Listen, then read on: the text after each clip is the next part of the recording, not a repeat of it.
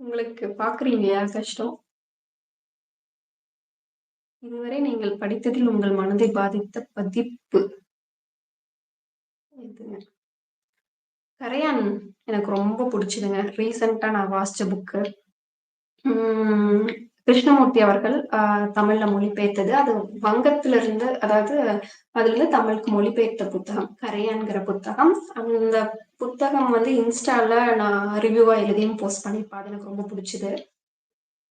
அடுத்தது நினைவுத்தீங்கிற புத்தகம் எனக்கு ரொம்ப பிடிச்சது. கமலா விருத்தாச்சலம், புதுமைப்பித்தன் ஐயாவுடைய மனைவி. அவங்க எழுதின சிறுகதைகள். அவ்ளோ சூப்பரா இருந்துச்சு. எனக்கு செகண்ட் ஃபேவரைட் அத சொல்லுவேன். அடுத்தது நான் நாலுக்கட்டு ரீசென்ட்டா வாசிச்சதுல எனக்கு ரொம்ப புடிச்சது. அதுக்கப்புறம் இந்த வருஷத்துல இன்னும் ஃபேவரைட் அப்படின்னு சொன்னா, கமலா தாஸ் அவங்களுடைய என் கதை. அது